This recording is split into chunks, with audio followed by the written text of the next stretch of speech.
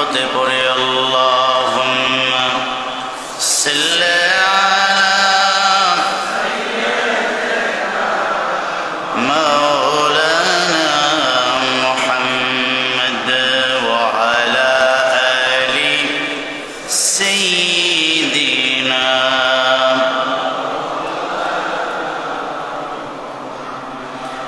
والحبيب الذي ترجى شفاعته لكل هول من الأحوال مقتحم اللهم صل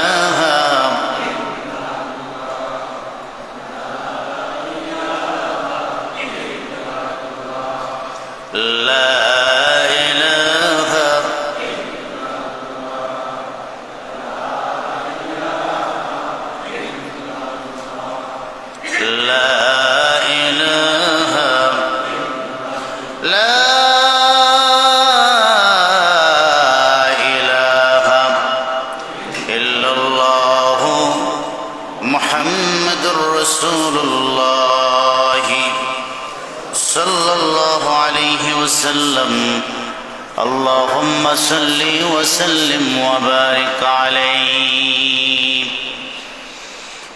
প্রাণ খুলে শুকর আদায় করছি মহান মনিব আল্লাহ রাব্বুল আলামিনের আলিশান দরবারে যে মনিব আমাদেরকে পবিত্র জুমাবারে জুমার সালাতকে কেন্দ্র করে জান্নাতের টুকরা বাইতুল্লাহর অংশ মসজিদ বেহেশতের বাগানে কবুল করেছেন। আমরা উপস্থিত হতে পেরেছি, এজন্য কালিমাত শুকর আদায় করছি। সকলে জবান খুলে পড়ছি আলহামদুলিল্লাহ। লাখো কোটি তার চেয়ে অনেক অনেক গুণ বেশি দরুদ আর সালাম আল্লাহর সৃষ্টির প্রধান আকর্ষণ সমস্ত নবীকুলের মাথার তাজ নবিয়ুল আম্বিয়া ওয়াল মুরসালিন রাহমাতুল্লিল আলামিন নবিয়ুল আকরাম ফখরে দো আলম নূর মুজাসসাম নূরুন আলা নূর নবিয়ুনা হাবিবুনা সাইয়্যিদি ওয়া সাইয়্যিদুনা প্রিয় নবীজি মুহাম্মদুর রাসূলুল্লাহ সাল্লাল্লাহু আলাইহি ওয়াসাল্লামের মুবারক কদম মদিনা আল মুনাওয়ারার পানে আল্লাহ জাল্লা যিকরাম মানাওয়ালু আজ থেকে যে প্রিয় রসুলকে ১৫০০ বছর পূর্বে মক্কাল মুকাররমায় প্রেরণ করেছে, আমরা তার উম্মত হওয়ার সৌভাগ্য লাভ করেছি। আল্লাহ তাআলার কাছে তৌফিক ভিক্ষা চাই, আল্লাহ যেন কিয়ামতের মুসিবতের ময়দানে আখিরি নবীর সুপারিশ শাফাআতের মহানিয়ামত আল্লাহ যেন প্রত্যেকটি গুনাহগার উম্মতের ভাগ্যে আল্লাহ যেন লিখে দেন। আমরা পড়ি আমিন। পবিত্র কোরআন কারীমের 94তম সূরা সূরাতুল ইনশিরাহ 4th নম্বর আয়াতে কারিমা থেকে আমরা তেলাওয়াত করেছি।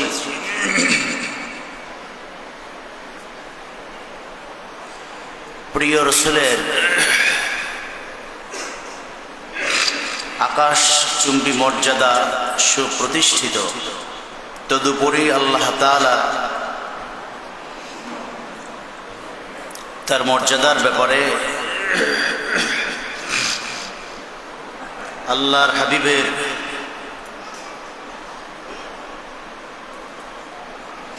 অবস্থানের ব্যাপারে, সুউচ্চ মর্যাদার ব্যাপারে সুস্পষ্ট কোরআন কারীমের আয়াতে কারিমা নাজিল করেছেন।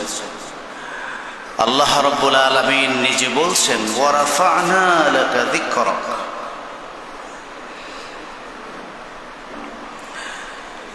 আমি আল্লাহ রাব্বুল আলামিন নিজে দায়িত্ব নিয়ে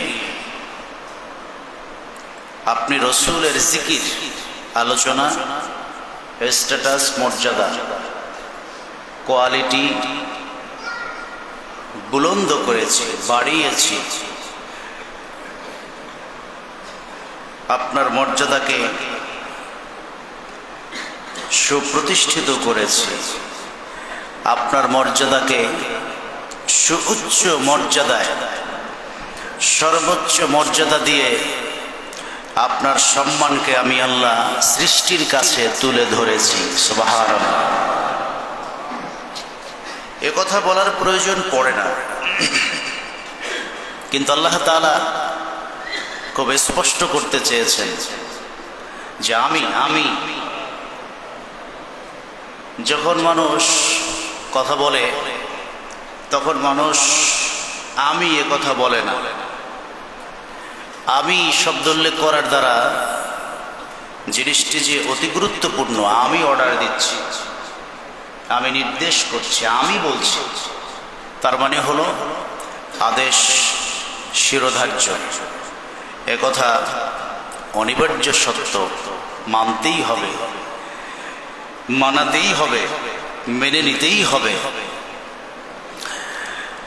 আল্লাহ সেভাবেই বলছেন, আমি আপনার মর্যাদাকে সুউচ্চ মর্যাদায় সুপ্রতিষ্ঠিত করেছি। আরেকবার পড়ি, সুবহানাল্লাহ।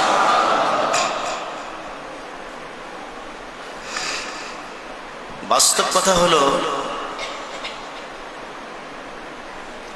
নবীকে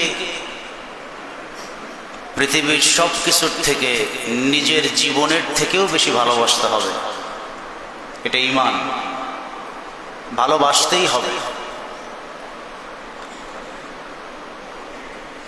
তা আপনি যখন অন্তর থেকে, হৃদয় থেকে জীবনের চাইতেও কাউকে বেশি ভালোবাসতে চাইবেন, প্রথমত আপনার উপরে দায়িত্ব হবে তার সম্পর্কে জানা, তার স্ট্যাটাস কি, তিনি কোন লেভেলের, তার মর্যাদা কি। এটা না জানলে আপনি তাকে জীবনের চাইতেও বেশি ভালোবাসতে পারবেন না।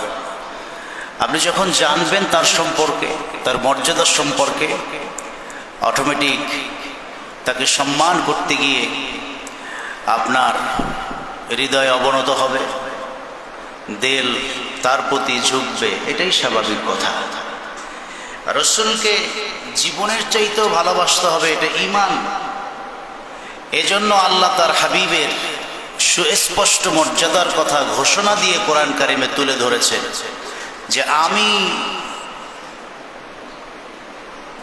যার ভালোবাসাকে আমি আল্লাহ ঈমান হিসেবে গ্রহণ করব, তিনি যেন তেন কোনো লোক না, সন্দেহ করা যায়, প্রশ্ন করা যায়, এরকম কোনো ব্যক্তি তিনি নন। তিনি প্রশ্নের ঊর্ধ্বে, সমালোচনার ঊর্ধ্বে। যুগের পর যুগ যারা সমালোচনা করেছে তারা ঈমান আনতে বাধ্য হয়েছে। হেদায়েত একান্ত যাদের নসিবে নাই তারা ধ্বংস হয়েছে, কিন্তু তাকে যারা জানবার চেষ্টা করেছে, তাকে নিয়ে যারা গবেষণা করেছে, প্রতি মুহূর্তে তার প্রতি তাদের অন্তর ঝুঁকেছে। প্রাতিষ্ঠানিক কোনো লেখাপড়া তার মধ্যে না থাকলেও তার ভাষণ পৃথিবীর ইতিহাসের শ্রেষ্ঠ ভাষণে পরিণত হয়েছে। সুবহানাল্লাহ। যিনি কোনোদিনই পড়েননি, কারো কাছে পড়েননি, কোনো প্রতিষ্ঠানের সার্টিফিকেট যার নাই, তাকে নিয়ে পৃথিবীতে সবচেয়ে বেশি গবেষণা হচ্ছে। এত বেশি গবেষণা পৃথিবীর সূচনা লগ্ন থেকে আজ পর্যন্ত কাউকে নিয়ে হয়নি। যত বেশি গবেষণা, যত প্রকাশনা, যত পুস্তিকা রচিত হয়েছে আখেরি নবীকে নিয়ে। সুবহানাল্লাহ। কেউ নাই, এত বেশি তাকে নিয়ে গবেষণা হয়েছে, যিনি কোনোদিন পড়েননি, কারো কাছে পড়েননি, কোনো প্রতিষ্ঠানে পড়েননি, একাডেমিক কোনো সার্টিফিকেট নেই, কোনো কিছু নেই, তাকে নিয়ে পৃথিবীতে আজ পর্যন্ত, এই মুহূর্ত পর্যন্ত সবচেয়ে বেশি লেখা হয়েছে, বেশি বলা হয়েছে, বেশি গবেষণা হয়েছে। কারণ আল্লাহ নিজে দায়িত্ব নিয়ে তার স্ট্যাটাস হাই করেছেন। সুবহানাল্লাহ বলে। শুধু কি মানুষের মধ্যে তার মর্যাদা বৃদ্ধি করেছেন এমনটি নয়, গোটা সৃষ্টির উপরে তার শ্রেষ্ঠত্ব এটা স্বয়ং আল্লাহ নিজে নিশ্চিত করেছে। এজন্য আমরা দেখতে পাই চাঁদকে তার অনুগত করে দিয়েছেন, সূর্যকে তার অনুগত করে দিয়েছেন, পাহাড়কে তার অনুগত করে দিয়েছেন, মেঘকে তার অনুগত করে দিয়েছেন, যেগুলিকে পৃথিবীর কোনো মানুষ কোনো কালেই অনুগত করতে পারেনি, কেউ পারেনি। কিন্তু একজন পেরেছেন, আখেরি নবী। যে চারটি কথা বললাম, চন্দ্র, সূর্য, পাহাড়, মেঘ, সবগুলোকে আল্লাহ আখেরি নবীর অনুগত করে দিয়েছেন। তার কথা শুনতো, তার কথা মানতো, সেভাবে চলতো। সুবহানাল্লাহ। আমি যদি সময় পাই এই চারটির ব্যাপারে কিছু দলিল উপস্থাপন করব। প্রথমটি হলো চাঁদ। তখনও তিনি ভালো করে কথা বলতে পারেন না, হাঁটতে পারেন না, বসতে পারেন না। অর্থাৎ দোলনার যে সময়টা থাকে, বাচ্চাদেরকে ঠান্ডা করবার জন্য দোলনায় রেখে একটু দোল দিলে তারা ঠান্ডা হয়। দোলনায় রঙিন কিছু টানানো থাকলে তা দেখে সে আনন্দ পায়। এই যখন প্রিয় নবীর বয়স, সে বয়সে আল্লাহর হাবিব চাঁদের সঙ্গে কথা বলেছেন। সুবহানাল্লাহ। হাদিসটি করছি ইমামে বাইহাকির দালাইলুন নবুওয়াতের 2য় খণ্ডের 41 নং পৃষ্ঠা থেকে। প্রিয় রাসূলের চাচা, আল্লাহর হাবিবের প্রাপ্ত বয়স চাচা বলছেন, ইয়া রাসূলুল্লাহ দাআনি ইলা দুখুল ফি দীনিক। আপনি কি জানেন কি দেখে আপনার দ্বীনে আমি প্রবেশ করলাম? কোন কারণে আপনার আদর্শে আমি বিমোহিত হলাম? কি দেখে আপনার প্রতি, আপনার দ্বীনের প্রতি আমি ঝুঁকলাম? হুজুর বলেন, আপনি বলেন, কেন ঈমান এনেছেন? কেন আমার প্রতি আপনি ঝুঁকেছেন? কোন ঘটনা আপনাকে আকৃষ্ট করেছে? হুজুরের চাচা বলতে লাগলেন, ইমারাতু লিনবুওয়াতিক।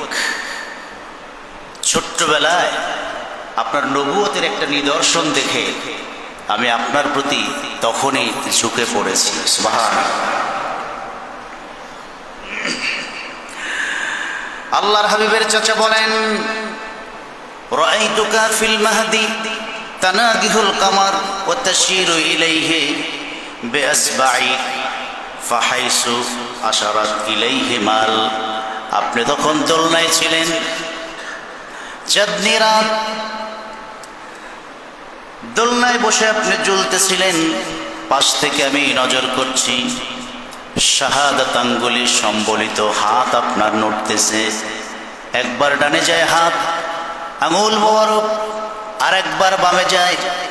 নজর করলাম আকাশের দিকে, কসম আল্লাহর, শাহাদাত আঙ্গুলি যখন ডানে যায়, চাঁদনি রাতের চাঁদ আপনার হাতের আঙুলের ইশারায় বাম থেকে ডান দিকে চলে যায়। আবার আপনি যখন আঙুল বাম দিকে আনেন, আশারাত ইলাইহি মালা, ওই শাহাদাত আঙ্গুলির ইশারায় ডান থেকে বামে চলে যাওয়া আঙুলকে লক্ষ্য করে করে কেমন জানি চারটা ডান থেকে আঙুল মোবারকের ইশারায় বাম দিকে চলে যায়। সুবহানাল্লাহ।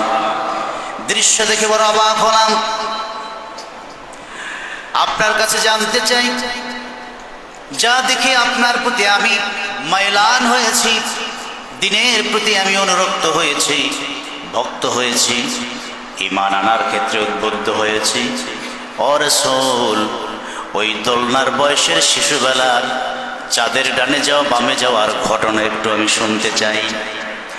আল্লাহর হাবিব বললেন, চাচাজি আমার, ইন্নী কুনতু উহাদ্দিসু ওয়া ইউহাদ্দিসুনি, যে রাতের কথা আপনি বলছেন সেই রাতের কথা আমি বলছি।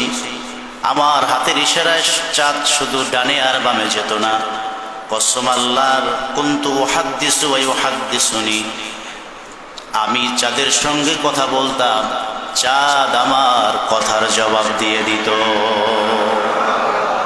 হুজুর বলেন, ওয়ায়ুলহিমুনি আনিল বুকা, কোনো কারণে যদি মন খারাপ থাকতো, কান্নার উপক্রম আমি হতাম, চাঁদ আকাশ থেকে কথা বলে সান্ত্বনা দিত, আকাশের চাঁদের সান্ত্বনায় আমি রাসূল ঠান্ডা হয়ে যেতাম। আল্লাহর হাবিব বলেন, চাচাজি ওয়া আসমাউ ওয়াজবাতুহু হিনা ইয়াসজুদু তাহতাল আরশ, আমি তো সেই সময়ের কথা বলছি, আর এখন আপনার সামনে নবী হিসাবে বলছি, কসম আল্লাহ, এই মুহূর্তে আমি স্পষ্ট আমার নূরের কান মোবারকে শুনতে পাচ্ছি, আকাশের এই ডুবন্ত চাঁদ আল্লাহর আরশে যে প্রতিদিন সেজদা দেয়, সেই সেজদার আওয়াজ আমি এখনো শুনতে পাই। এখন তো দিনের বেলা চাঁদ দেখা যায় না, চাঁদ ডুবে আছে, কিন্তু এই চাঁদ এই মুহূর্তে যে সেজদা দিচ্ছে, আমি সেই সেজদার আওয়াজ আরশে তার তাসবিহ এবং সেজদার আওয়াজ নিজ কানে শুনতে পাচ্ছি। সুবহানাল্লাহ। কেন প্রিয় রাসূলকে চাঁদ সান্ত্বনা দিলেন? প্রিয় রাসূলের হাতের আঙ্গুল মোবারকের ইশারায় কেন চাঁদ ডানে আর বামে গেলেন? এর একটি জবাব, ওয়ারাফা'না লাকা যিকরাক, হাবিব, আমি আল্লাহ নিজে দায়িত্ব নিয়ে, মানুষ তো বটেই, গোটা সৃষ্টির উপরে আমি আল্লাহ আপনার মর্যাদা দান করেছি। সুবহানাল্লাহ। তাহলে প্রিয় নবীর সাথে চাঁদের সখ্যতা আছে না নাই? অনুগত্যের দৃষ্টান্ত আছে না নাই? আঙুল মোবারকের হাতের ইশারায় চাঁদ দ্বিখণ্ডিত হয়েছে, তা তো আমরা জানি। সেই দ্বিখণ্ডিত হওয়া চাঁদের দৃশ্য দেখে নীল আর্মস্ট্রং সহ তার সাথী যারা ছিলেন, তারা অনেকেই পৃথিবীতে এসে আখিরি নবীর মুজিজা দেখে কালেমা পড়ে মুসলমানও হয়েছেন। সুবহানাল্লাহ। সুতরাং চাঁদকে আল্লাহ তার হাবিবের অনুগত করে দিয়েছেন, তার অধীনস্থ করে দিয়েছেন। আল্লাহ চাঁদের উপরেও তার মর্যাদা সুপ্রতিষ্ঠিত করেছেন। সুবহানাল্লাহ। উম্মত যখন প্রিয় রাসূলের এই ক্লাস স্ট্যাটাসের কথা জানবে, অটোমেটিক তার প্রতি হৃদয়ের ঝোঁক বাড়বে, মহব্বত বাড়বে, তাকে ভালোবাসার ক্ষেত্রে আর এক ধাপ এগিয়ে যাবে। এজন্য আল্লাহ এই মর্যাদা তুলে ধরেছেন। সূর্যকে আল্লাহ তার হাবিবের অনুগত করে দিয়েছেন। ইমামে সুয়ুতির খাসায়েসুল কুবরার দ্বিতীয় খণ্ডের ৮২ নং পৃষ্ঠায় হাদিস এসেছে, হযরত আসমা বিনতে উমাইস রাদিয়াল্লাহু তাআলা আনহু তিনি বর্ণনা করেন, আল্লাহর হাবিব কোনো একদিন হযরতে আলী রাদিয়াল্লাহু তাআলা আনহুর হুজরায় বসে আছেন। আলী রাসূল তার পায়ের উপরে মাথা দিয়ে বিশ্রাম নিচ্ছেন। এমত অবস্থায় ওহী নাজিল হচ্ছে। সুবহানাল্লাহ। ইউহা ইলাইহি ওয়া রাসুহু ফি হুজরি আলীয়িন। আমি কিন্তু বলার চেষ্টা করি, আমি যে কথাগুলো বলি তা অথেন্টিক, তার রেফারেন্স দিয়ে বলার চেষ্টা করি। এজন্য খেয়ালের সাথে শুনলে আমরা এখান থেকে কিছু নিতে পারবো। হাদিস, ইউহা ইলাইহি ওয়া রাসুহু ফি হুজরি আলীয়িন। হযরতে আলীর পায়ের উপরে মাথা মোবারক দিয়ে ঘুমাচ্ছেন, এমত অবস্থায় ওহী নাজিল হচ্ছে। সুবহানাল্লাহ। সময়টি ছিল আসর এবং মাগরিবের মাঝামাঝি সময়। আল্লাহর হাবিব একটি যুদ্ধ থেকে ফিরে বিশ্রাম নিচ্ছিলেন। তা হযরতে আলী অপেক্ষা করতে লাগলেন কখন নবীজির ঘুম শেষ হবে, হুজুর উঠবেন, আমি নির্দিষ্ট সময়ের মধ্যে আসরের সালাত আদায় করব। কারণ আসর মাগরিবের সময়টা খুব শর্ট, বেশি সময় পাওয়া যায় না। তিনি এটা অপেক্ষা করছেন হাত্তা গারাবাতিশ শামস। কিন্তু প্রিয় নবীজির ঘুমটা এত দীর্ঘ হতে লাগলো, সূর্য ডুবে গেল। সূর্য ডুবে গেল। ফালাম ইউসাল্লি আল আসর, তিনি আসরের নামাজ পড়তে পারলেন না। তার মানে সজ্ঞানে, সজাগ অবস্থায়, স্বাভাবিক অবস্থায় আসরের সালাত ছুটে গেছে। এটা নিঃসন্দেহে পানিশমেন্টের একটা দাবি রাখে। 3 অবস্থায় শরীয়ত মাফ। 3টি ক্রাইটেরিয়া আছে। তার একটি হলো ঘুমন্ত অবস্থায়, ঘুমিয়ে আছেন, কখন ফজর গেল, জোহর গেল, আসর গেল, টের পান নাই, মাফ, কাজা আদায় করলে আদায় হয়ে যাবে। অথবা খেয়াল ছিল না, সজাগই ছিলেন কিন্তু খেয়াল ছিল না, আসর যে চলে গেছে, জোহর যে চলে গেছে, সময় চলে যাওয়ার পর খেয়াল আসছে, আহা আসর তো পড়ি নেই, আহা জোহর তো পড়ি নেই। এটা খেয়াল না থাকার কারণে এটাও আল্লাহ মাফ করে দিবেন, কাজা আদায় করলে হয়ে যাবে। সুবহানাল্লাহ। আরেকটি হলো পাগল ব্যক্তি, যিনি পাগল, তার জন্য শরীয়তের কোনো বিধান নাই, সে এমনি মাপ পাবে, তার আকল দেন নাই, বিচার তো হবে আকলের। কিন্তু হযরত আলী এমন অবস্থায় আসরের সালাত পড়তে পারেন না। এই অবস্থায় তিনি ঘুমিয়েও ছিলেন না, বেখেয়ালেও ছিলেন না, অসুস্থও ছিলেন না, পাগলও ছিলেন না। কেন পড়তে পারেন নাই? প্রিয় রাসূল ঘুমাচ্ছেন। তিনি মনে করেছেন যে আল্লাহর হাবিবকে ঘুম থেকে জাগালে ঘুমের ব্যাঘাত ঘটবে, তিনি কষ্ট পাবেন। এজন্য তিনি রাসূলুল্লাহকে ঘুমটাকে বড় করে দেখেছেন। সুবহানাল্লাহ। সংক্ষেপ করে দেই, আল্লাহর হাবিবের ঘুম মোবারক ভাঙার পর চোখে মুখে দুশ্চিন্তার ছাপ। হাদিসের বর্ণনায় এসেছে চোখ থেকে পানিও পড়েছে 1 ফোঁটা। আল্লাহর হাবিব বললেন, আলী, পায়ে মাথা দিয়ে বিশ্রাম নিয়েছি, কষ্ট পেয়েছ, চোখে কেন পানি? না গো নবীজি, সুস্থ স্বাভাবিক অবস্থায় আপনার শরীয়তের বিধান অনুযায়ী আসরের সালাত পড়তে পারি নাই, সূর্যটা ডুবে গেছে। আল্লাহ রাব্বুল আলামিন না জানি আসামির কাঠ গড়ায় দাঁড় করায়, সেই চিন্তা করে করে চোখের পানি ছেড়ে দিয়ে কাঁদি। মুহূর্তকাল দেরি না করে আল্লাহর হাবিব 2 হাত তুললেন আকাশের দিকে, দোয়া করতে লাগলেন, আল্লাহুম্মা ইন্নাহু কানা ফি তাআতিক ওয়া তাআতি রাসূলিক ফারদুদ আলাইহি শামস। দোয়া করলেন, আয় আল্লাহ, নিশ্চয় আলী আপনার এবং আপনার হাবিবের খেদমতে ছিল। আমি যখন ঘুমিয়েছিলাম, মহাব্বত আর ভালোবাসা তাজিমের খাতিরে ঘুম থেকে জাগাই নাই, প্রিয় রাসূলের খেদমতে নিয়োজিত থেকেছে। ঘুমের মধ্যে ওহী নাজিল হইতেছিল, সেটা তো আপনার বাণী, এজন্য আপনার খেদমতেও লেগেছিল। এই অবস্থায় আসরের সালাত কাজা হয়ে গেছে, সূর্য ডুবে গেছে। আয় আল্লাহ, আপনার কাছে ফরিয়াদ, ফারদুদ আলাইহিস শামস, আমি রাসূল হাত বাড়ালাম আসরের সালাত আদায় করবার জন্য, আমার আলীর জন্য ডুবন্ত সূর্যটা পশ্চিম আকাশে উঠায়া দাও। শাহাদাত আঙ্গুলে ইশারা করলেন। আল্লাহর হাবিব দোয়া করলেন, ক্বালাত আসমা ফারাআইতুহা। যেই সাহাবী, মহিলা সাহাবী হাদিস বর্ণনা করেন, ওই তাঁবুতে আমি ছিলাম, পুরো ঘটনাটা স্বচক্ষে আমি দেখেছি। হযরতে আসমা বিনত উমাইস তিনি বলেন, আমি সেখানেই ছিলাম। ফারাআইতুহা গারাবাত সুম্মা রাআইতুহা তালাত বাদা গারাবাত।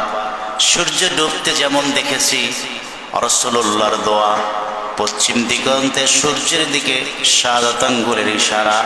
নজর করে দেখলাম কাঁপতে কাঁপতে ডুবন্ত সূর্যটা আগের মতো পশ্চিম আকাশে উঠে যায়।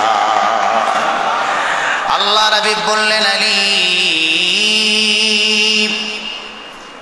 সালাত আদায় করো। হযরত আসমা বলেন, ওয়াকাফাত আলাল জিবাল ওয়া আলাল আরদি। আমি নজর করে দেখলাম সূর্য এক হাত ওঠে নাই, দু হাত ওঠে নাই, পশ্চিম আকাশে গাছের মাথার উপর দিয়ে সূর্য দেখা যায়, পাহাড়ের উপর দিয়ে সূর্য দেখা যায়। আল্লাহর হাবিবের হাতের ইশারায় এত বেশি উপরে সূর্য উঠিয়ে দিয়েছে। হাদিসের শেষ অংশ, ওয়াকামা আলীয়ুন ফাতাওয়াজ্জা ওয়াসাল্লাম। হযরত আলী দাঁড়ালেন, ফাতাওয়াজ্জা ওযু করলেন, ওয়াসাল্লা আসরের সালাত আদায় করলেন। সুম্মা গাবাতিশ শামস, সালাত আদায় শেষ হয়ে গেল, সূর্যটা আগের মতো ডুবে যায়। বলেন না সুবহানাল্লাহ। পৃথিবীর একমাত্র ব্যক্তিত্ব মুহাম্মদ রাসূলুল্লাহর দ্বারা এটা সম্ভব হয়েছে, কারণ রাফা'না লাকা যিকরাক, সবার উপরে আপনার মর্যাদাকে আমি নিশ্চিতভাবে সুপ্রতিষ্ঠিত করেছি, প্রশ্ন করার জায়গা আমি রাখি নাই। বলুন না সুবহানাল্লাহ। আরেকটি হাদিস আমি শোনাই। পাহাড়কে আল্লাহ রাসূলের অনুগত্য শিল বানিয়েছেন আল্লাহ। সহিহ বুখারী 3675 নং হাদিস। আনাস ইবনে মালিক বলেন, ইন্নান নাবিয়্য সাল্লাল্লাহু আলাইহি ওয়াসাল্লাম সাইদা উহুদান। কোন একদিন উহুদ পাহাড়ের উপরে আল্লাহর হাবিব উঠেছেন, সাথে আছেন ওয়া আবু বকরিন ওয়া উমর ওয়া উসমান, সাথে আছেন আবু বকর, সাথে আছেন হযরতে ওসমান, সাথে আছেন হযরতে ওমর। ফারাজাফা বিহিম, যেই নামাত্র পাহাড়ের চূড়ায় চারজন উঠলেন। আল্লাহর হাবিবার তিনজন সাহাবী যখন উঠলেন, হাদিস সাক্ষী, পাহাড় বড় বড় ঢেউয়ের মতো করে নাচতে শুরু করলো। অবস্থা এমন হলো, আর কিছুক্ষণ পাহাড় নড়াচড়া করলেই পাহাড় থেকে পড়ে যাবেন। চরম একটি ভীতিকর পরিস্থিতি। সঙ্গে সঙ্গে আল্লাহর হাবিব বললেন, উসবুত ইয়া উহুদ, উহুদ রে থেমে যাও। ফাইন্না আলাইকা নাবিয়্যুন, তোমার উপরে একজন নবী আছে। ওয়া সিদ্দীকুন, একজন সিদ্দিক আছে যার নাম আবু বকর। ওয়া শাহীদান, দুইজন শহীদ আছেন, একজন ওসমান আর একজন ওমর। সুবহানাল্লাহ। তোমার উপরে একজন নবী দাঁড়িয়ে আছে, একজন সিদ্দিক দাঁড়িয়ে আছেন, দুইজন শহীদ দাঁড়িয়ে আছে, তুমি থেমে যাও।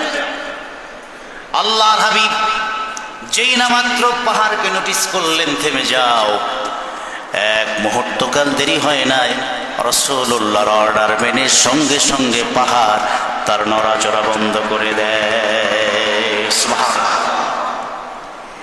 আল্লাহর হাবিবকে পাহাড়ের উপরে কন্ট্রোলের ক্ষমতা আল্লাহ দিয়েছে। এজন্য রাসূল যখনই পাহাড়ের পাশ দিয়ে যেতেন, খুব উচ্চ কণ্ঠে পাহাড়গুলি রাসূলুল্লাহকে সালাম দিতেন। সুবহানাল্লাহ। রাসূলুল্লাহকে জোরে জোরে সালাম দিতেন, হুজুর সালামের জবাব দিতেন। রাসূল বলেন, আমার কত পাহাড়ের সাথে যে আলাদা সম্পর্ক হয়েছে তা বলে আমি বোঝাতে পারবো না। এখানে আরেকটি বিষয় স্পষ্ট হয়, ওসমান এবং হযরত ওমর তাদেরকে শহীদ বলেছে রাসূলুল্লাহ। তাদের ব্যাপারে আগাম শাহাদাতের সুসংবাদ রাসূল দিয়েছেন। এটাকে ইলমে গায়েব বলে। তারা এখনো শহীদ হন নাই, কিন্তু তারা যে শহীদ হবেন এটা নবীজি জানতেন। এতটুকু অগ্রিম খবর, ইলমে গায়েবের খবর আল্লাহ রাসূলুল্লাহর সিনায় অগ্রিম দিয়ে রেখেছেন। সুবহানাল্লাহ। আবু বকরকে কিন্তু শহীদ বলেন না, আবু বকর শহীদ না, কিন্তু তাকে বলেছেন, তাদেরকে বলেছেন, তারা ঠিকই শাহাদাতের মর্যাদা লাভ করেছে। শেষ কথা, মেঘের উপরে আল্লাহ তার হাবিবের মর্যাদা সুপ্রতিষ্ঠিত করেছেন। ছোট্ট বয়সে আপন বোন সীমার সাথে মাঠে ময়দানে প্রিয় রসুল যেতে। আমরা জানি মরুভূমির এলাকা অত্যন্ত উত্তাপ হয়, প্রচণ্ড রৌদ্রের তাপ হয়।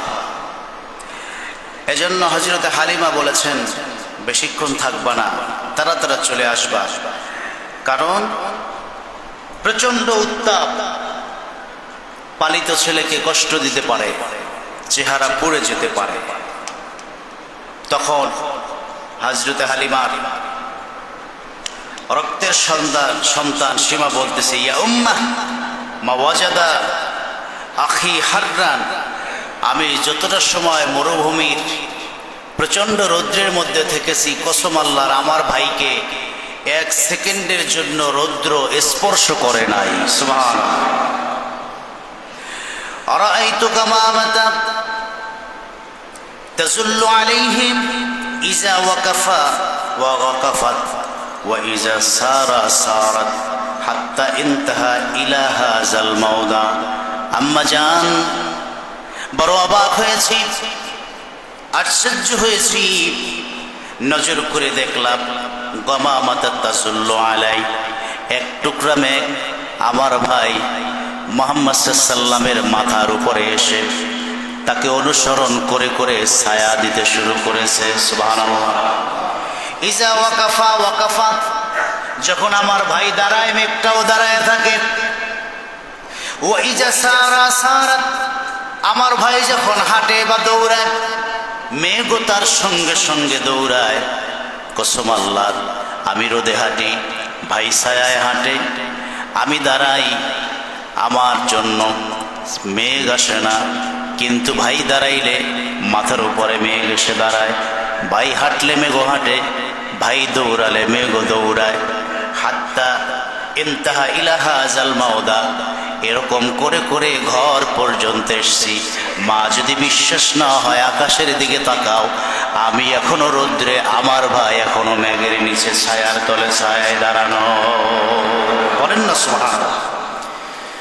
আমি যদি মাসের পর মাস বলি, এ কথাগুলো বলে শেষ করবার নয়, পৃথিবীর কেউ বলে শেষ করতে পারেননি। এর কারণ আল্লাহ যার মর্যাদা বাড়িয়েছেন, মানুষ তা কতটুকুই বলতে পারবে, তা বলে সম্ভব নয়। তবে কথা একটাই, আল্লাহর পরেই যার স্থান, যার উপরে আল্লাহ, তার তুলনা তিনি নিজেই। বলেন না সুবহানাল্লাহ। আমরা কিছুমাত্র বলেছি তার আদর্শে বিমোহিত হওয়ার জন্য, তার আদর্শকে হৃদয়ে ধারণ করে তার পথে চলবার জন্য। দৃষ্টান্তহীন উপমাহীন একজন ব্যক্তিত্ব যে মেনেছে, সেই সত্যের পথ পেয়েছে, অন্ধকার থেকে মুক্তির রাস্তা পেয়েছে। আমরাও ১৫০০ বছর পরে এসে তার জীবনের একটু আলোচনা করছি, একটাই উদ্দেশ্য, সে পথে চলবো, তার আদর্শ মানব, জীবনটাকে সাজাবো। আল্লাহ যেন তার হাবিবের নূরের রঙে আমাদেরকে রঙিন করেন, তার আদর্শে আদর্শিত করেন। আল্লাহ যেন তৌফিক দান করেন। সকলেই বলুন আমিন। আসসালামু আলাইকুম রহমতুল্লাহ। দাঁড়িয়ে যান, ফাঁকা জায়গা বন্ধ করে যারা কাবলাল জুমা পড়েননি 4 রাকাত